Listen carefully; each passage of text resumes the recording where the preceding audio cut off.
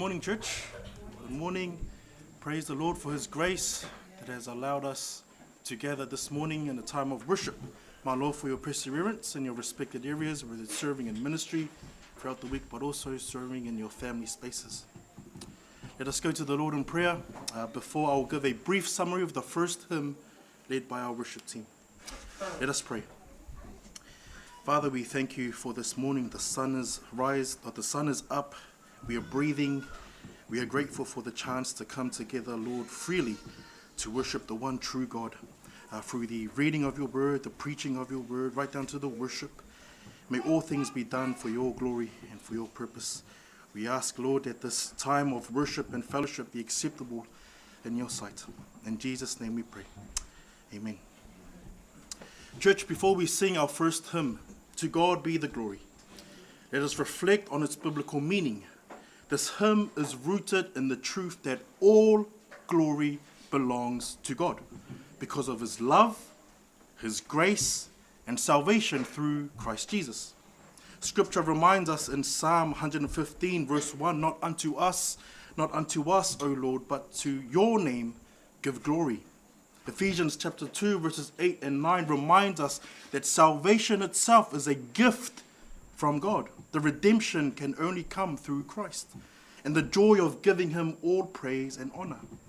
I'll now hand it over to our worship team to lead us in our first hymn, To God Be the Glory.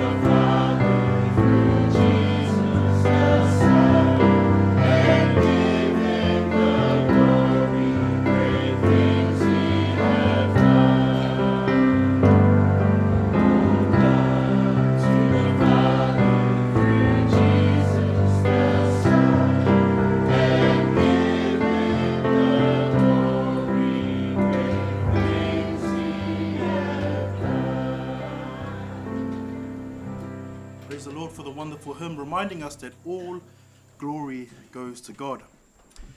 Church, please turn with me to Psalm 33, verse 8. Psalm 33, verse 8 for our Samoan Bible readers. Salamo tolu se fulu tolu, fai upu valu. Psalm 33, verse 8. Salamo tolu se fulu tolu, fai upu valu.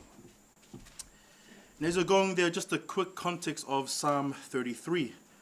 Psalm 33 is a hymn of praise. It's not written in response to a crisis, but in response to revelation of who God is and what he has done. The psalm flows like this. Verses 1 to 3 is a call to joyful worship. Verses 4 to 5, it speaks to God's character. Verses 6 and 7, it speaks of God's power in creation. Verse 8, the response of all creation to worship in reverence and awe. Verses 10 to 11, God rules over nations. Verses 13 to 15, God sees all humanity from heaven.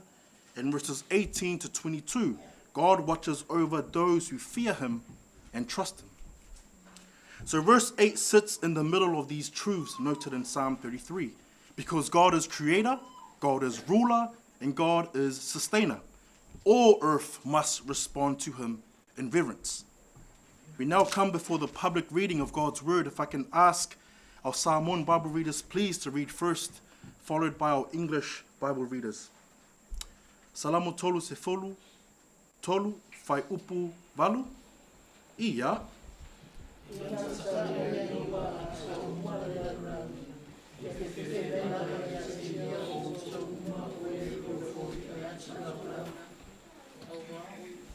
Our English Bible readers, please. Psalm 33, verse 8. Ia.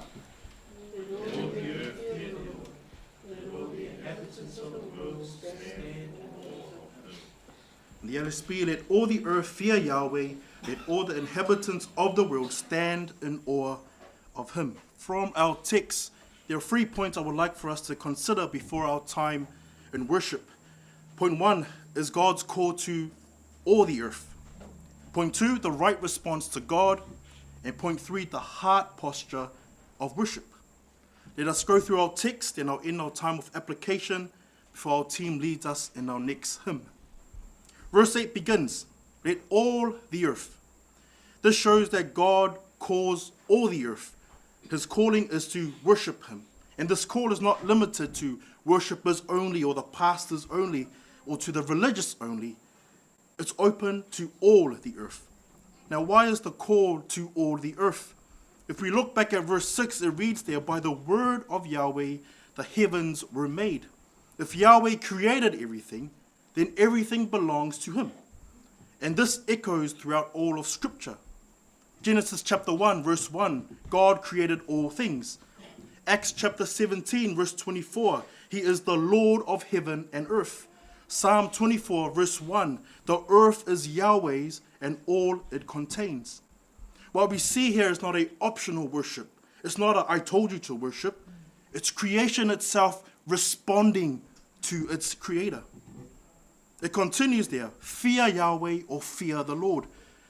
Now the word fear here is translated in Hebrew and it means reverence, awe, deep respect, or holy recognition of his majesty. Now the fear that I'm talking about is not the fear that our parents installed in us years back. It's not that type of fear. It's a fear that draws us to be in awe and marvel before God, in submission and worship. Some of these examples. Verse 6, God speaks and creation comes to existence. That's worthy of worship. Verse 7, God gathers the seas like heap. Another purpose of why God is worthy of worship. Verse 10, God frustrates the counsel of nations. And verse 11, God's counsel stands forever. So the fear of the Lord means to recognize who God is rightly and respond accordingly. As the book of Proverbs, taken by our brother Ota, has repeated numerous times, Proverbs chapter 9, verse 10, the fear of Yahweh or the Lord is the beginning of wisdom. Without the reverence, we cannot even begin to interpret life or God correctly. It reads there in the last part of the verse, let all the inhabitants of the world stand in awe of him. To stand in awe is to be overwhelmed with reverence, admiration, and humility. It's the fitting response, it's the fitting human response to divine majesty. Psalm 33 shows us what creates this awe towards the Lord. Verse 6 and 7, God's creative power. Verses 10 to 11, God's sovereign rule. Verses 13 to 15, God's all-seeing presence. Now, being in awe is not something that you and I can create. It's not like hype. We can get ourselves hyped up. We can get ourselves motivated. But being in awe of God is something that you and I can't create. It's something that God reveals. Something that God reveals through his inspired word. Psalm 89, verse 7. A God greatly dreaded or feared in the council of his holy ones, and fearsome above all those who are around him. Verse 8 is the theological response to everything before it. God creates, we stand in awe. God speaks, we listen in reverence. God rules, we submit. God sees, we trust and fear. Now, verse 8 is not a text that sits alone. Putting in his right context of Psalm 33, it's the only proper response to a God who is all-powerful and all-knowing. When we see God in his rightful manner, then there is no creating awe within ourselves. It naturally becomes a response to who God is. 2 takeaways for us before we lead into a time of worship. Number 1, restore reverence in worship. You and I can run the danger of singing without awe. It's just a routine. It's a Sunday service. Cool. Now it's time to sing. You and I can run in danger of that. You and I can participate without reverence. We become familiar of who God is. We have minimized God as a holy being to just a regular person. But Hebrews chapter 12, verse 28 reminds us and calls us to a deeper worship.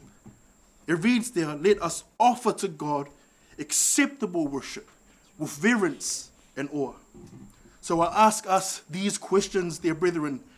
Do I come before the Lord with awe and his greatness, or have I grown familiar with God without fear? Number 2, live every moment in awe.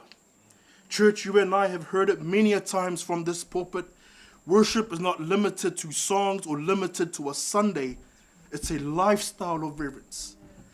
To stand in awe every day means I make decisions before the Lord. It means to live in awe that God sees all things. Colossians chapter 3, verse 17 says, whatever you do, in word or deed, do all in the name of the Lord Jesus. So awe becomes obedience lived out daily. Psalm 33 brings us to this truth. The Lord is not one among many. He is the only God. He is the only creator, the only ruler and sustainer of all things. Our only fitting response to such a magnificent, holy God is not casual acknowledgement. It's not an occasional worship, not a routine worship, but a life marked by awe, a life marked by obedience, living in reverence of who God is. Let us stand. Church, as you stand today, as we stand today, let us respond today through the hymn, I stand in awe of you. Let us join the testimony of Scripture in creation itself. Let all the earth fear Yahweh. Let all the inhabitants of the world stand in awe of him. I'll now hand it over to our worship team to lead us in our second hymn, I stand in awe of you.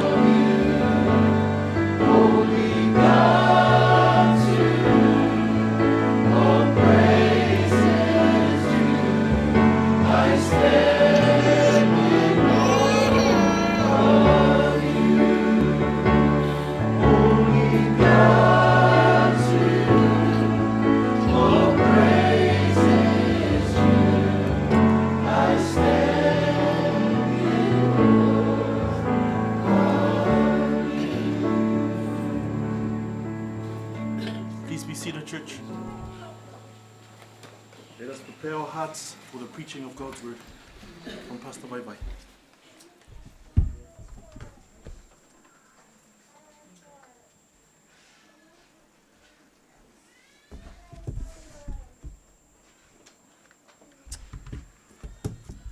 Good morning, church. Great to be in the fellowship of the believers this morning as we come around a time of praise and worship. Thank you to our elder Fala for leading us in our time of worship this morning. Let us turn our Bibles to Luke chapter 3 this morning. Luke chapter 3, and we will be looking at verses 21 and 22 as our text this morning. Luka alona mtapu e tolu o whaipue lua sumatasi ma whaipue lua sumledua ia o whaiupu ia lea whaonga ina I mawai le tato launga I le nei tai au. Tato tatalo, let us pray and then we will hear the word of the Lord this morning.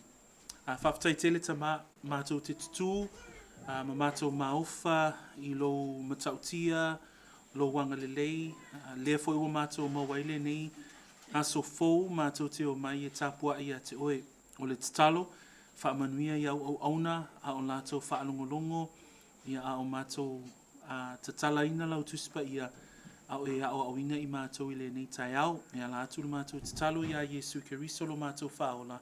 Amene, ma amene. This morning I want to talk about the doctrine of the Trinity. The doctrine of the Trinity as we come to the text in the Gospel of Luke. Le nei tai au, te whiatala noe le mata upu e winga I le atua tolu tasi pa ia. O le atatou whaitawina la, le awhionga le atua I le nei tai au. Ona o whaiupu ia o le atatou whaamamawhaina, e whatatau I le atua o ia o le atua o le tama, le atua le alo, ma le atua le nganga pa ia. We're going to look at Luke chapter 3 verse 21 and 22. I will read for us in English, and then I'll ask our Samoan Bible readers to read for us in Samoan. And the text that we have before us that we are now in with regards to our exposition of Luke, or the Gospel of Luke, we come to chapter 3 in the verses where it talks about the baptism of Jesus Christ. I whai upo e lua o le atatou whaitawina, e whapitoa lava I le papatisoina o Yesu Keriso. O inala e fia mawailani manatu e whatatau lai le tatou autu. So it's in the baptism of Christ, or the Messiah, that I want to talk about with regards to the Trinity, or the doctrine of the Trinity this morning. I will read the text in English, and then I'll ask our Samoan Bible readers to read in Samoan. Verse 21, when all the people were baptized, it came to pass that Jesus also was baptized, and while he prayed, the heaven was opened, and the Holy Spirit descended in bodily form like a dove upon him, and a voice came from heaven which said, "You are my beloved Son, in you I am well pleased." Whaitawina wha Samoa, ua papatisoina ia.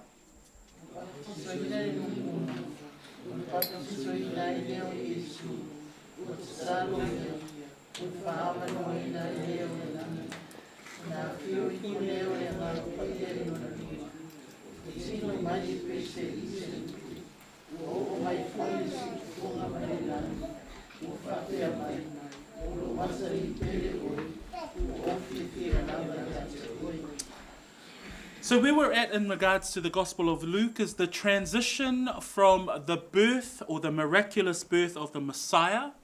We transition from that miraculous birth to the ministry of John the Baptist, where he talks about, with regards to the Messiah coming to his people, Israel or the Jews. And now we see the launch or the beginning of the ministry of Messiah. I whai upona tātou whaitawina, o I tātou te vai ai I le whaama e a hina o le ngaluwenga a Ioane le Papatiso, I le avea ai o ia ma teo wala I le ngaluwenga whai po le ngaluwenga wha evangalia a Yesu Keriso, o le papatisonga o Yesu, o le amatalia lea o le ngaluwenga a le Mesia I le lalolani. And so as we come into the baptism of Jesus Christ, what we also note is that the baptism of Jesus is seen in all four gospel accounts. So we see it in Matthew 3, verse 13 and 17. We see it in the Gospel of Mark, in Mark 1, verse 9 to 11. And we also see it noted in the Gospel of John, chapter 1, verse 29 to 34. And I highlight the words of the Gospel of Matthew with regards to the baptism of Jesus Christ. And it's found in Matthew chapter 3, verses 13 and 17. And it says that Jesus heads to the Jordan from Galilee to be baptized by John. But John actually says to Jesus, I cannot baptize you. You have to baptize me. And John responds in verse 15 of Matthew 3 and says to Jesus, and Jesus says to John, permit it to be so now, for thus it is fitting for us to fulfill all righteousness. A tātou wa'ai le papatiso ina o Iesu i le talaanga i te tono o evangalia e whā. Tātou te wa'aia lava i le tusia mātaio ma reko, le tusia luka na tātou whaitawina le tai aule nei, whapea fo'i ma le evangalia a Ioane. A i le mata upu e tolu o le mātaio, tātou te mawai upu a Iesu whapea ia Ioane le papatiso, ina walu watu Iesu e papatiso ina e Ioane, ma ua te ena e Ioane ma whapea atu ia Iesu e tatau ona e papatiso mai ia te au, ai wha mai upo Iesu i le whaipa le 5 o le mātaio, tuu mai pea ia a wae whapea ona tatau ia i tātou, ona whaatau no uina o mea uma. That when Jesus says to John the Baptist, permit it to be so now, for thus it is fitting for us to fulfill all righteousness. This was Jesus recognizing himself with us. He was recognizing himself with us as sinners. That in that moment when John baptizes Jesus the Messiah, Messiah identifies himself with sinful man. We would think about 2 Corinthians 5 verse 20, where Jesus would take upon himself our sins. When it says that God made him who knew no sin to be sin for us. And so when he is baptized, when he says to John the Baptist, permit it to be so, when he responds to John the Baptist and he says, this is to fulfill all righteousness, this was Jesus Christ identifying himself with us, sinful man, as he himself journeys towards the cross. This is at the beginning of the launch of his ministry as we continue to read the text.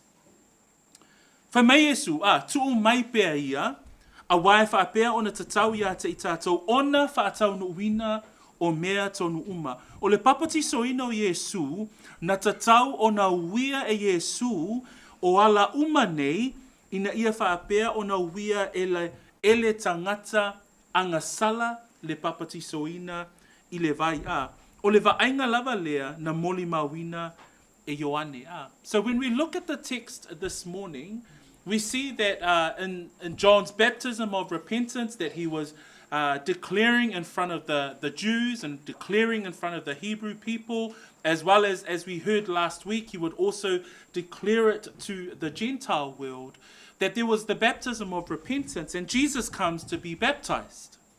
And so we see in the baptism of Jesus Christ, and we look across the Gospels as we see the story being told by the penman of the Gospels.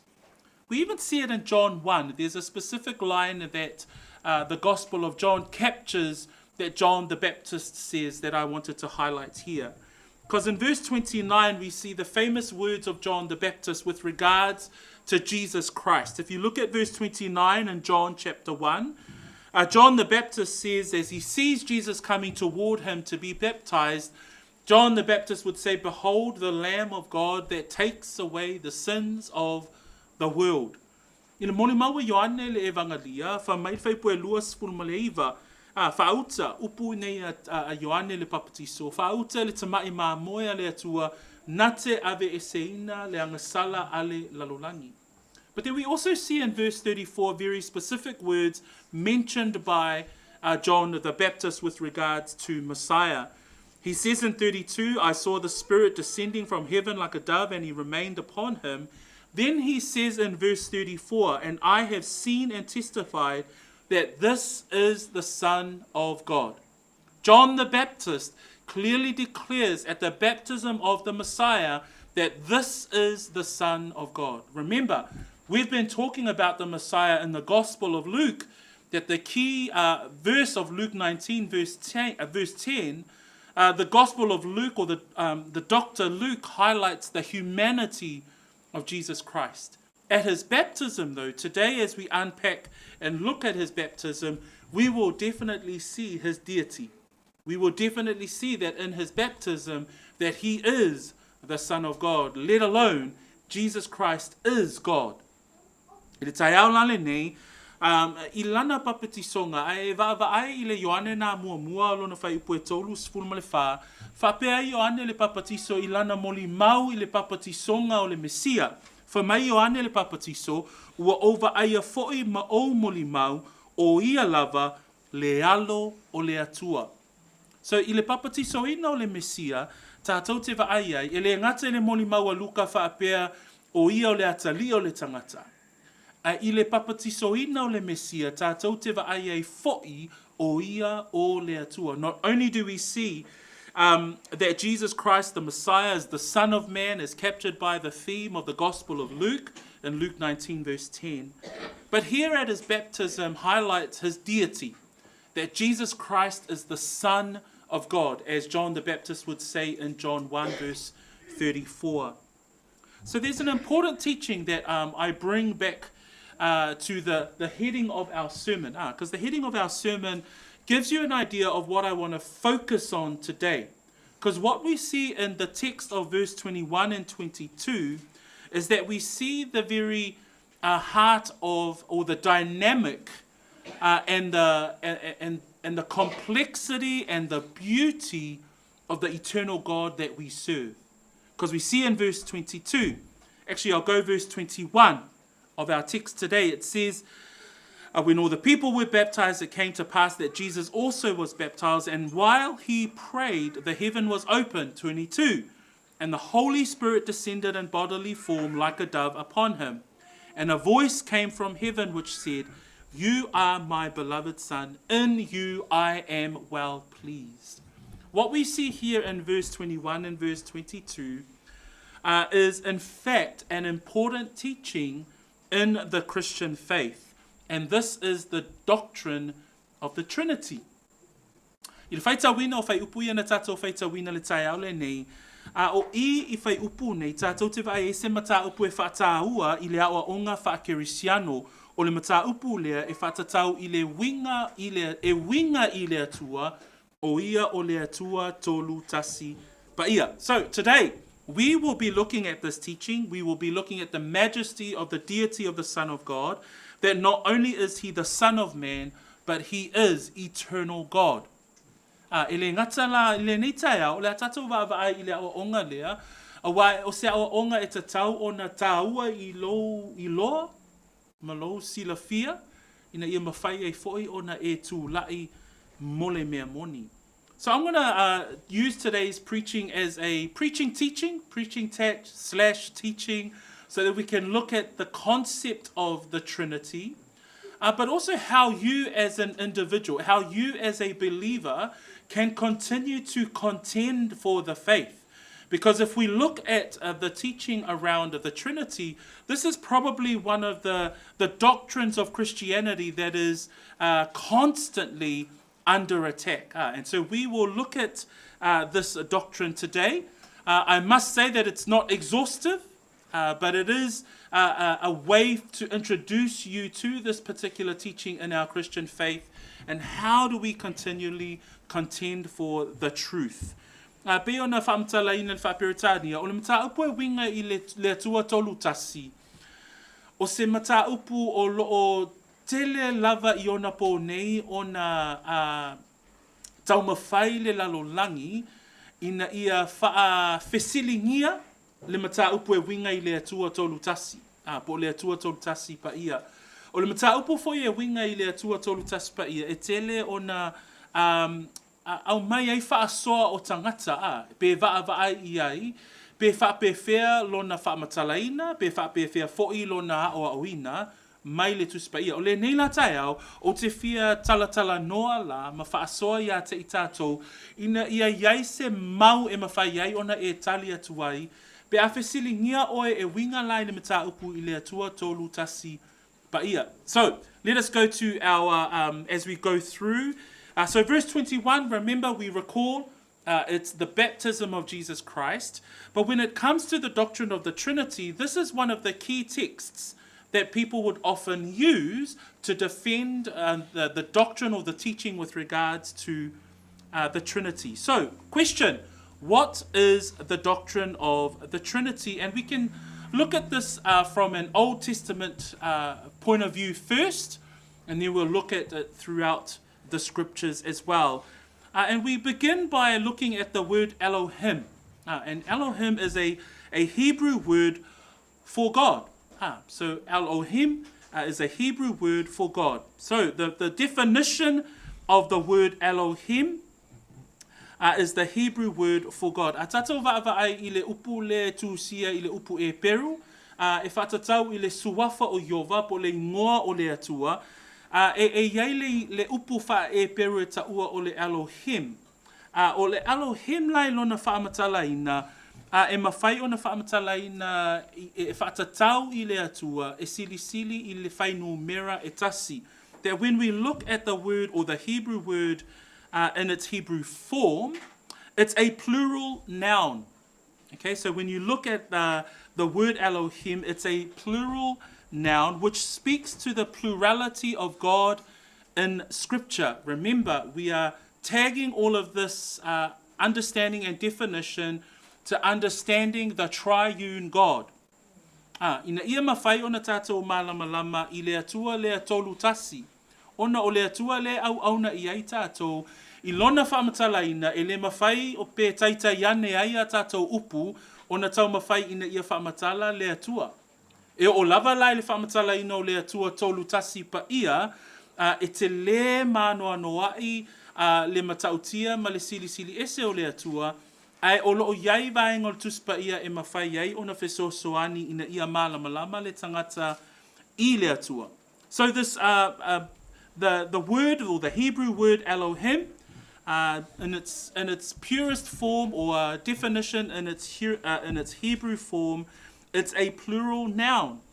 There are also plural pronouns that we see with regards to the word or the Hebrew text or the Hebrew word Elohim. And we see it in Genesis 1, verse 26, Genesis 3, verse 22, and Genesis 11, verse 7. So taking us right back to the story of creation. Genesis 1, verse 26, it reads there, and God said, let us make man in our image.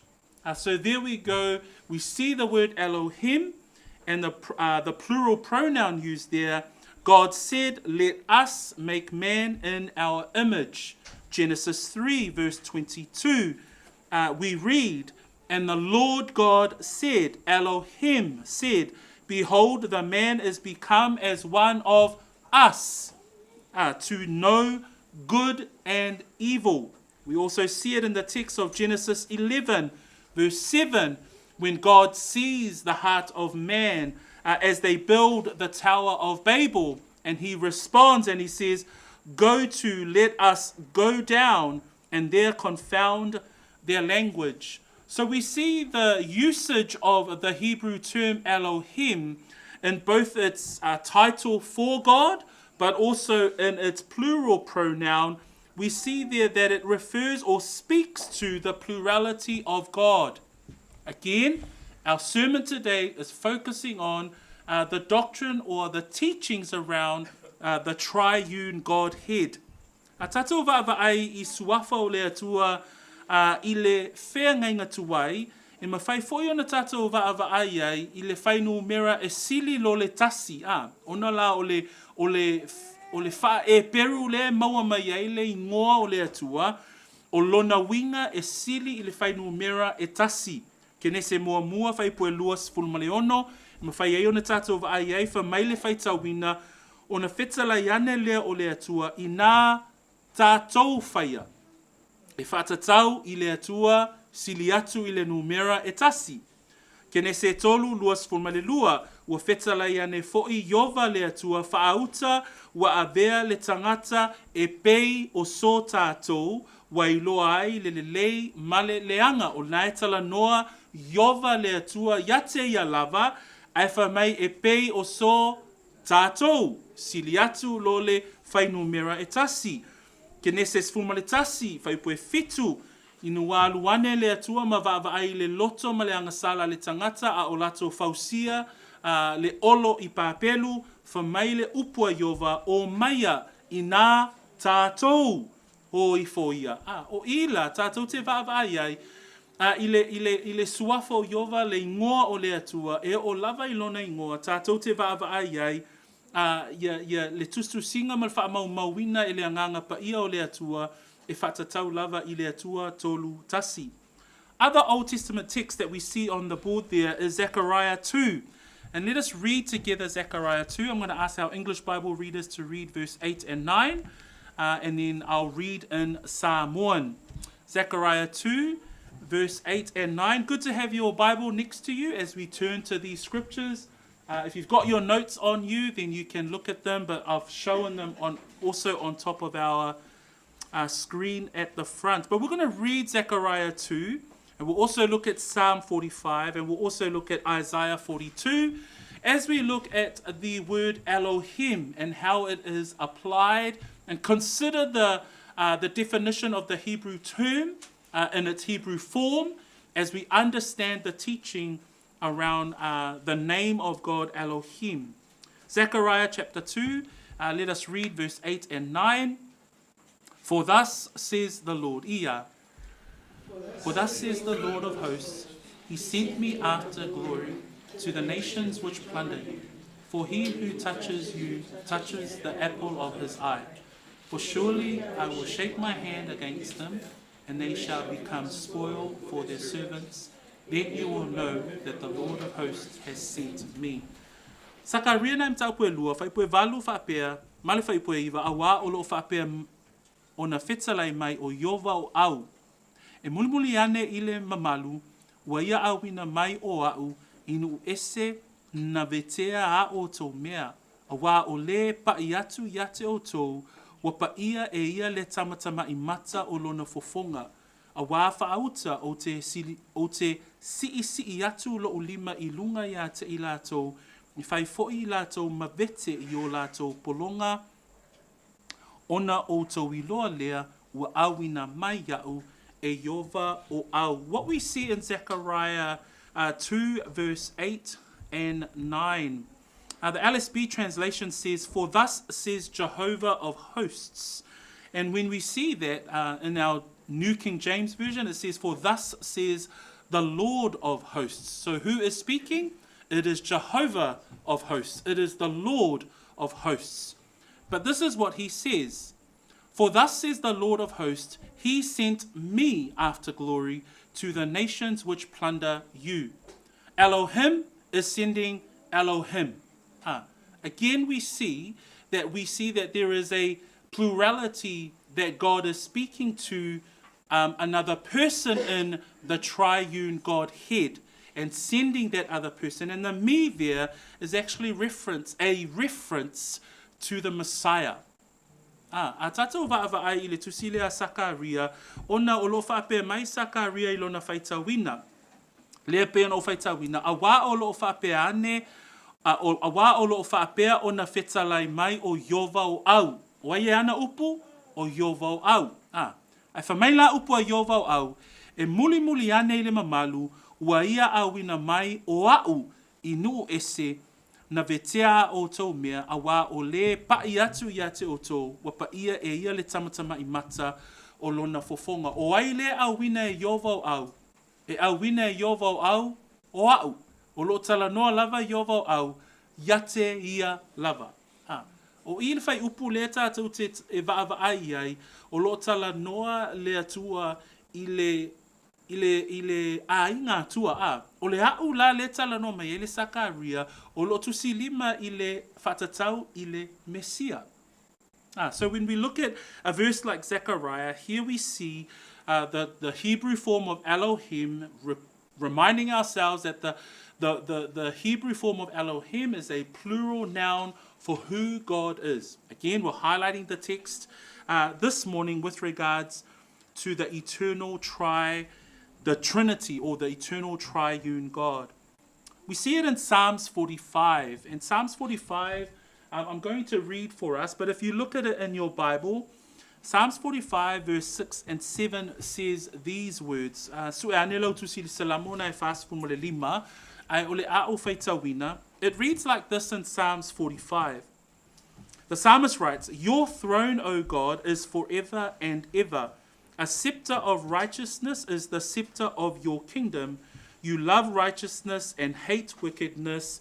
Therefore God, your God, has anointed you with the oil of gladness more than your companions." So even in Psalms 45, we see another example where that within the text, or the reference that we see in Psalms 45, Elohim is applied to two persons, or to more than one.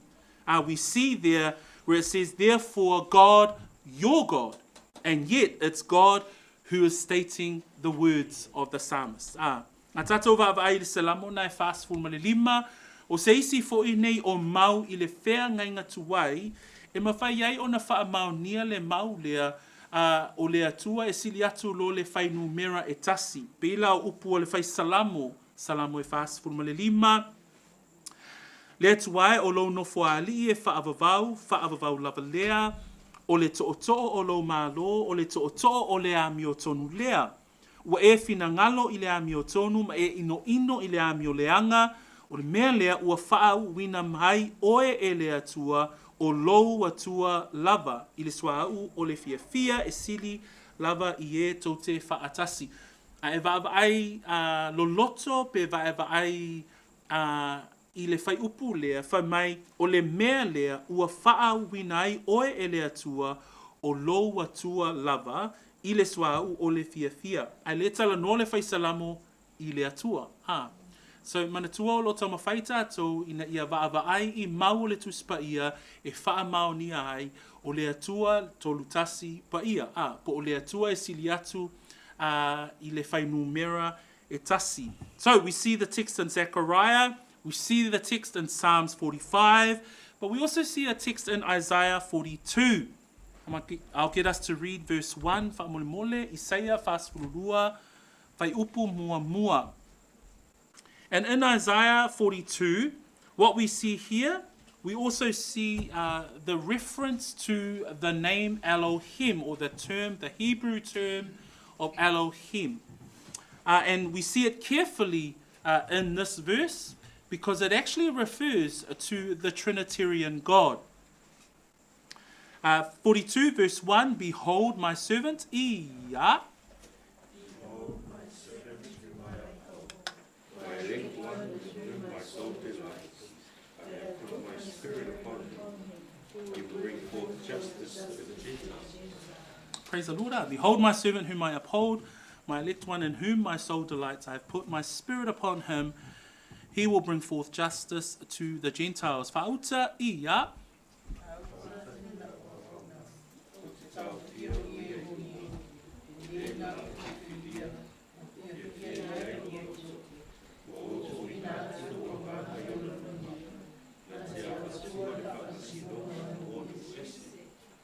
And as we've seen in the Old Testament texts that we've been looking at so far, Isaiah 42 verse 1, the prophet Isaiah here is speaking about the salvation of God's people through the work and the arm of the Lord. But in chapter 42 verse 1, we see it give a clear picture in the Old Testament of the Trinitarian Godhead. It says there, "Behold my servant whom I uphold."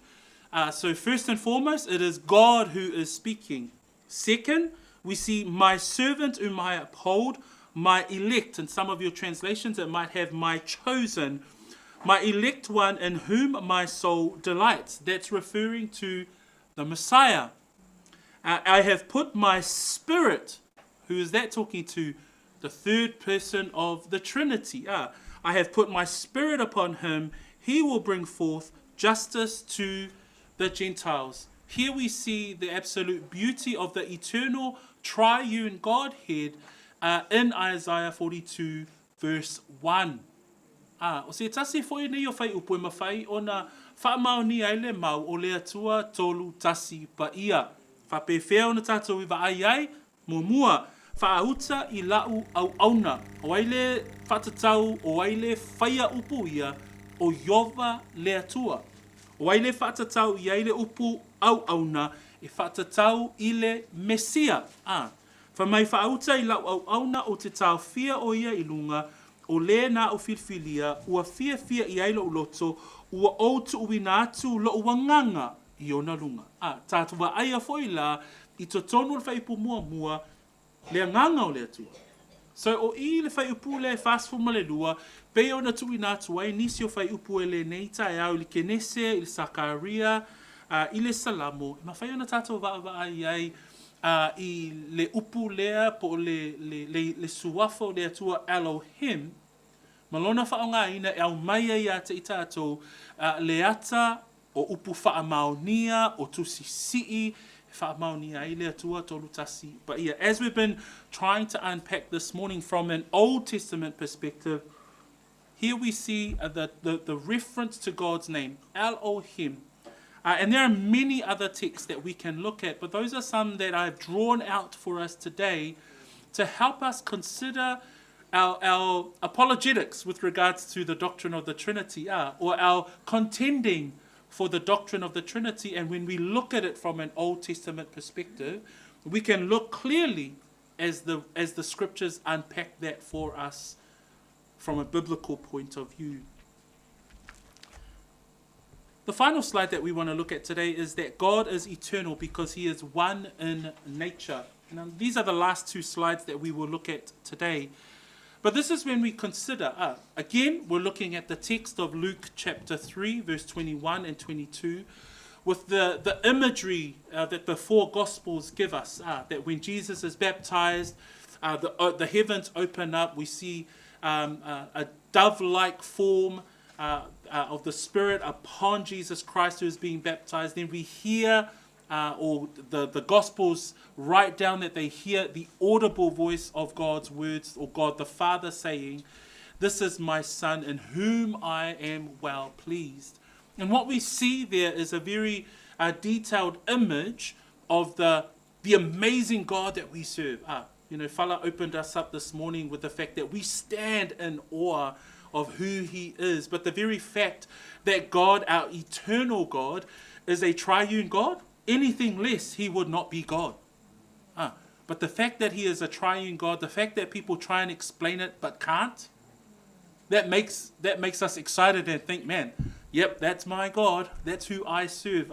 That he is the God, the Father, God the Son, God the Holy Spirit, that he is the eternal God. He is the all-knowing God. He's omniscient. He is the all-powerful God. He is omnipotent. He is everywhere at all times. He is omnipresent.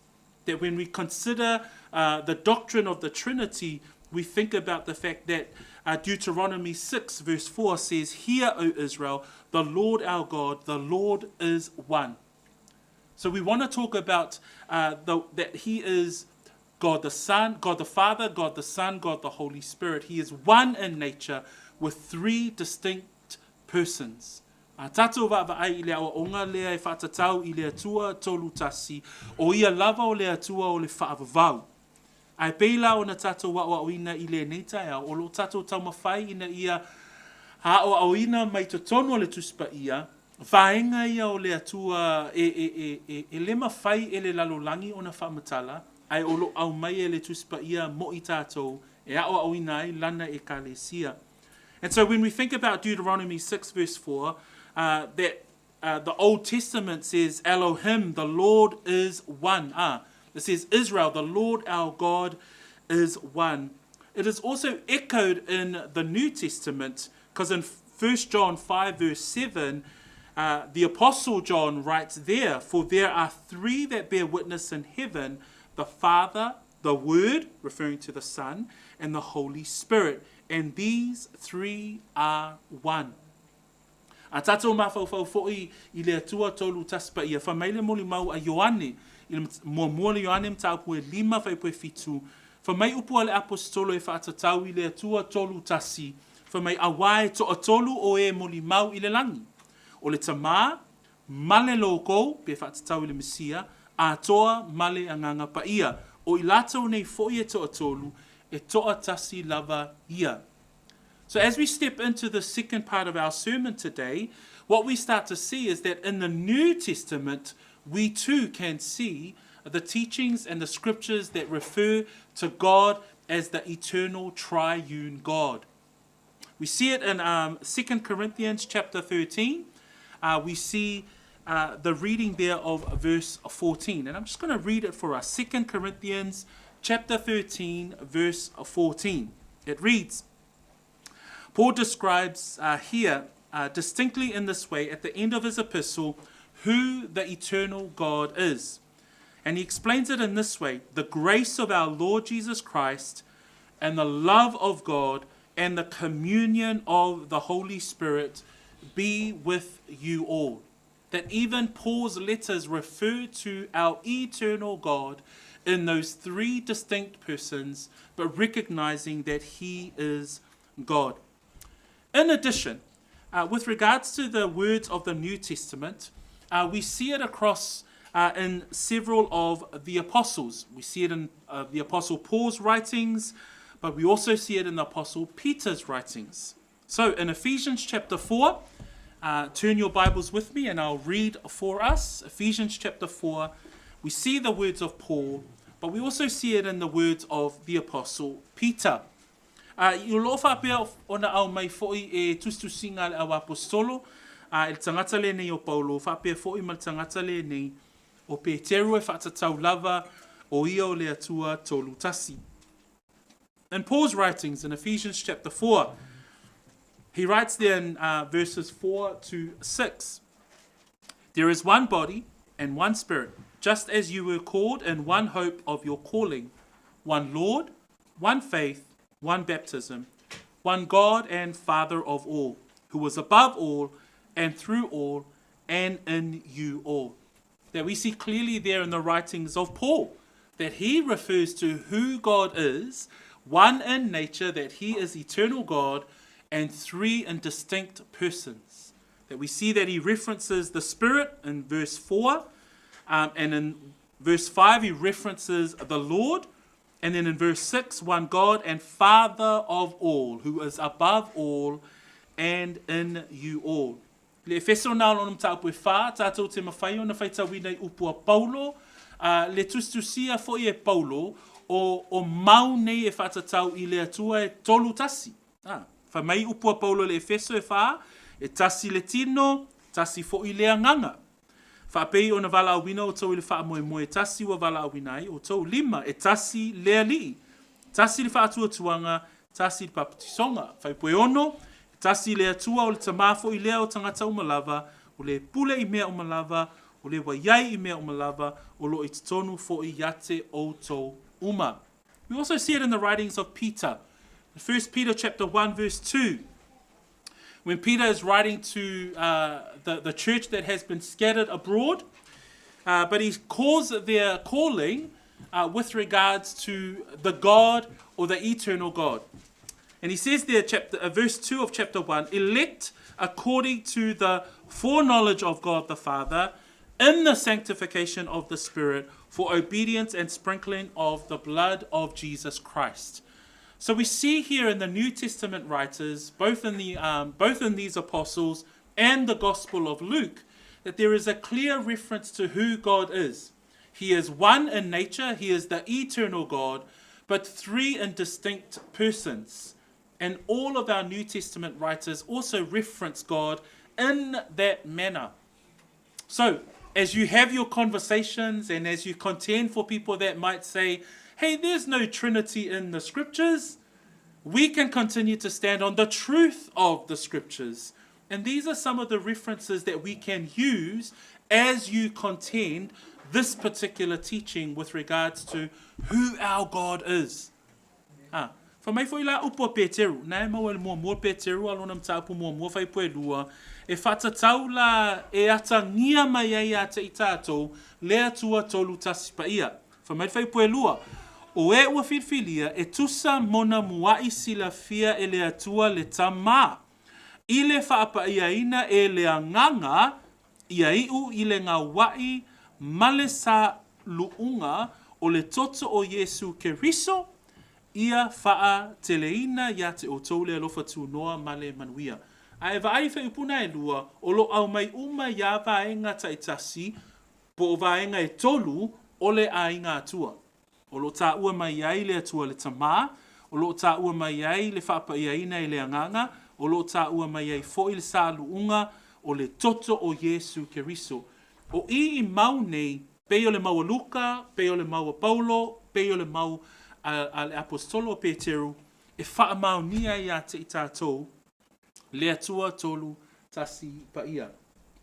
As we continue through this slide here, the scripture clearly outlines the oneness or the unified nature of our eternal God. There is one God. Okay, let us be clear. There is one God, but three distinct persons. So, God the Father, God the Son, God the Holy Spirit. The Father is God, the Son is God, the Holy Spirit is God, yet they are one. There is only one eternal God. There is not three gods. Remember, there are some teachings that will try and persuade you to think, no, we serve three gods. No. There's only one God.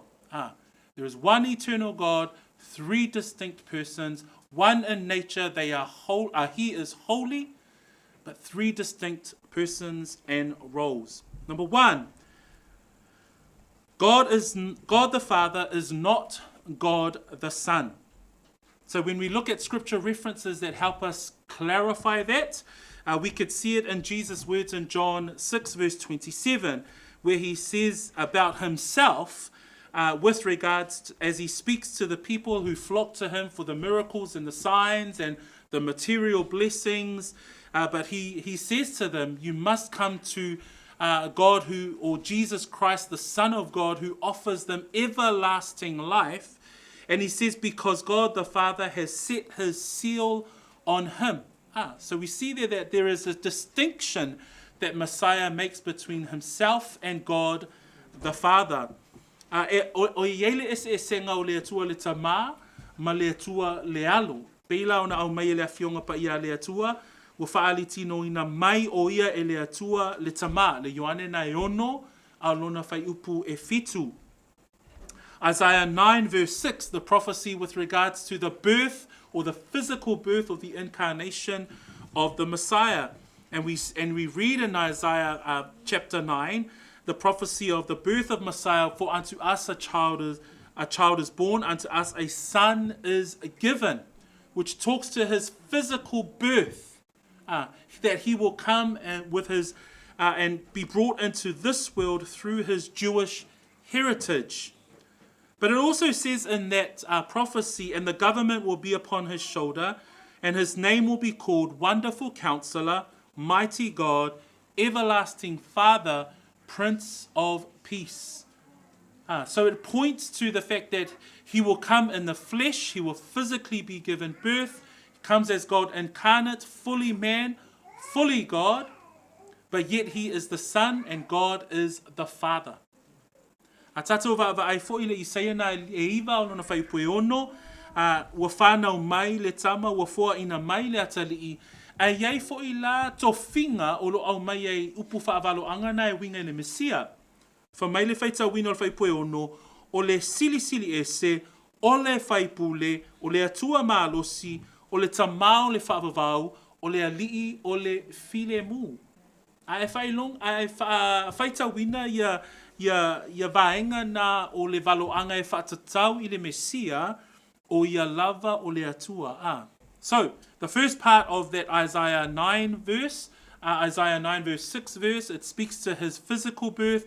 The second part references his deity, that he is God. Number two, not only is God the Father not God the Son is not God the Holy Spirit. So the Holy Spirit is distinct from God the Son.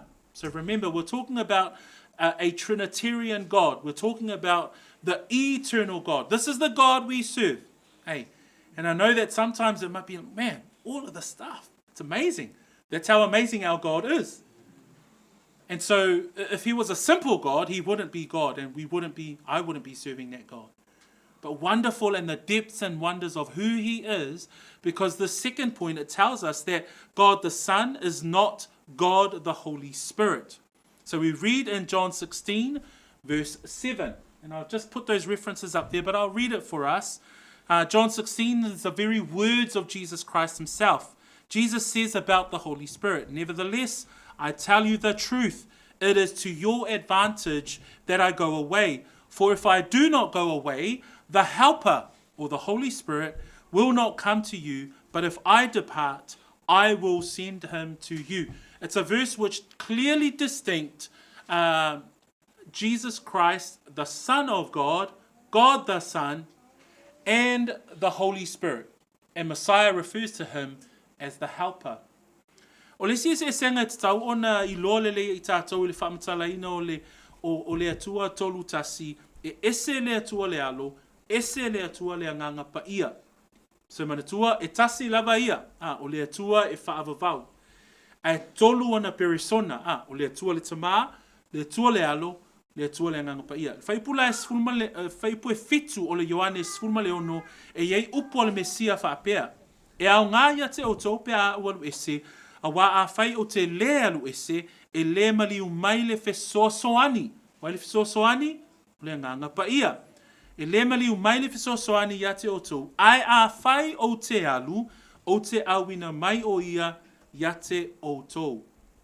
So there's a New Testament scripture that gives us a clear distinction that Jesus Christ, the Son of God, is not God the Holy Spirit. Another point that we see there is that God the Son submits to God the Father. So Jesus Christ submits his will to the will of the Father, and we see that in an example before he dies on the cross. Luke chapter 22, verse 42, the famous words of Jesus as he prays in Gethsemane. He says, "Father, if it is your will, take this cup away from me. Nevertheless, not my will, but yours be done." We see the role of God the Son in submission to the role of God the Father. Yet, he is eternal God. E mawhai e ona tātou whaitawina fōi. E tātou te whaai e lea nganga ngā wai ma lea nganga usi tai o lea tua le alo I lea tua le tamā. Whamai le luka na lua sfulma le lua, I upo Iesu I lana tatalo I kete semane, a o lei maliu o ie le sātau, whapea Iesu, lo tamai, a e fina ngalo iai, ia e ave ese le ne ipu ia te au, ai aua le whaia lo loto, a o lo fina ngalo. So I nāfo I tātou te vai ai, o le atua le alo, e ngā wai o ia I le atua le tamā, e usi tai o ia I le atua le tamā. We also see it in the humility of Jesus, as we read in Philippians 2, verse 5 through to 7. Verse 6 I'll highlight in the Philippians verse, who being in the form of God, talking about Messiah, did not consider it robbery to be equal with God, but made himself of no reputation.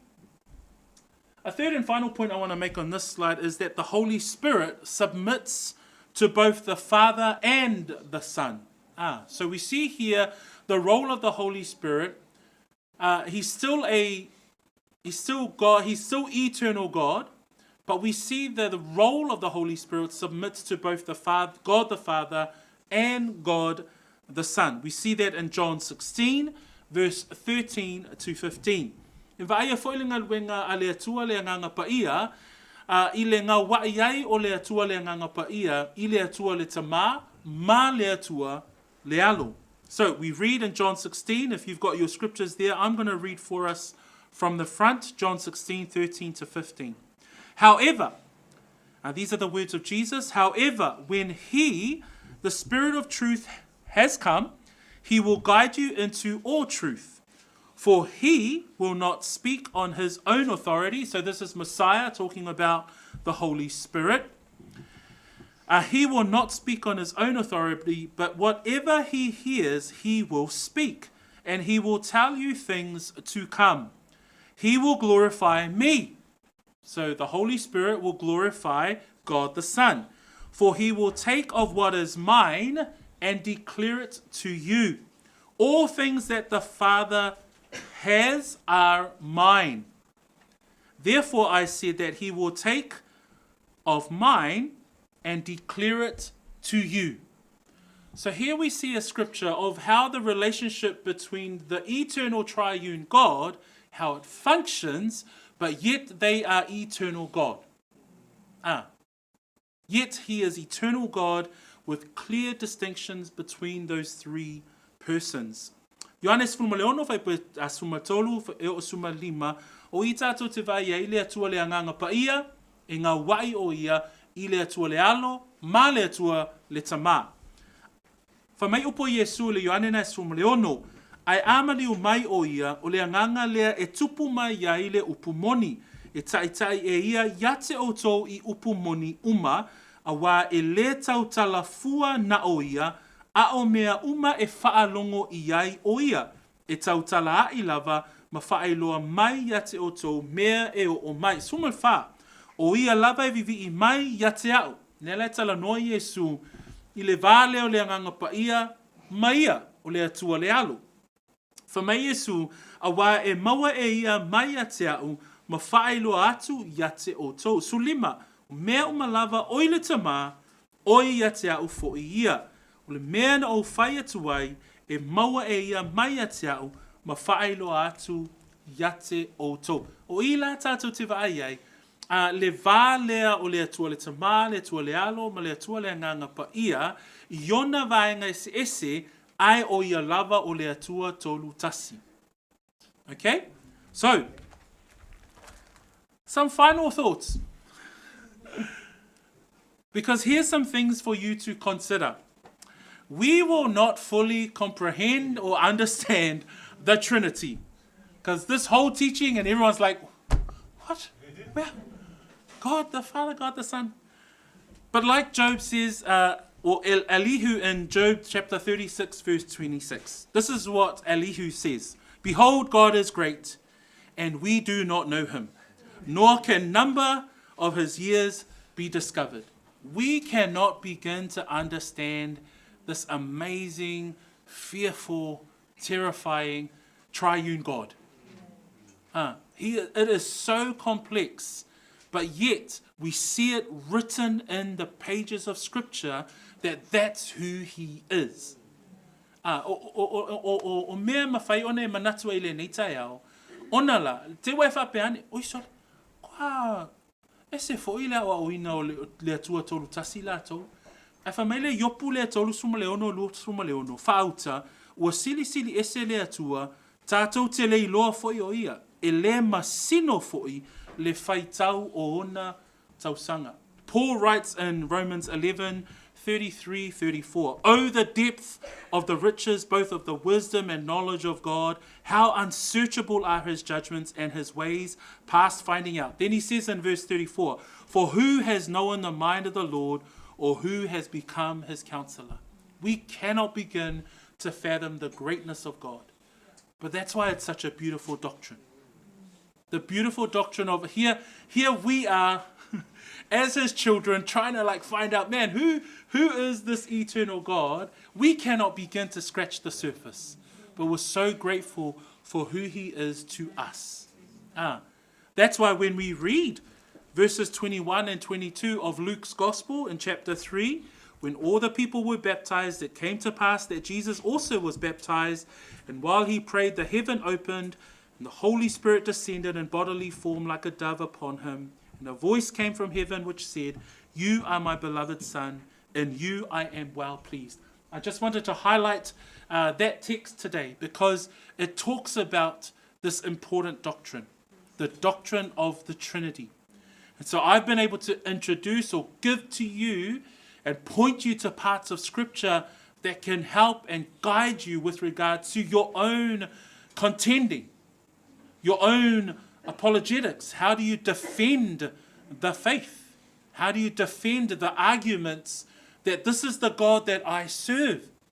He is the eternal God, yet distinct in three persons. That's who he is. We trust in God's word. So if the Bible says it, we believe it. Right? So o wawhionga pa ia le atua, e mawhai ona whaasoa tua le whai launga ia te oe, aisea e tatau ona e iloa mata upu nei, e o lawan mata upu e whatatau I le atua, tolu tasi pa ia. Aisea, a whesili atu tangata ia te oe, e whawhena na ofi mea na e tolu o le atua, e tolu o na perisona. O lea lau hawa awina o le nā mata upu, o whai upu la ia ma whai ona e tauina atu ai, ma e whaasoa atu ai. Aua le tu māpe au mai le atua I lalo ia te I tātou. Le ai, o le atua, e le ma whai ona tātou, e le ma whai ona masino ia te I tātou, po o ai le atua. Ai o vaenga I o le tuspa ia o ma whai ona au mai le anganga o le atua, e wheso soane ia te I tātou, e ne ia tātou I lo ai o ia lava o le atua e matautia. Let us stand as we come to the close of our sermon today, and we will pray, and then I'll hand back over to Fala this afternoon. Let us pray. Father, we stand in awe. You are amazing. You cannot be explained in an hour. But we are so grateful, Lord, that your word says that you are mindful of us. We are but mere dust. We are your creation. And yet, you are mindful of us. You have redeemed us. You have forgiven us. You sent your Son, Jesus Christ, who died on the cross, was buried and rose again, and now is our high priest before you, advocating on our behalf. So therefore, Lord, even though we try and explain who you are, Father, help us to walk humbly with you. Help us to walk out our sanctification each and every day, knowing that you are eternal God, that you are God the Father, God the Son, and God the Holy Spirit. Blessed be your name. In Jesus' name we pray. Amen. Yeah, tūnā tia whala tatua lala mai lalo whaftai.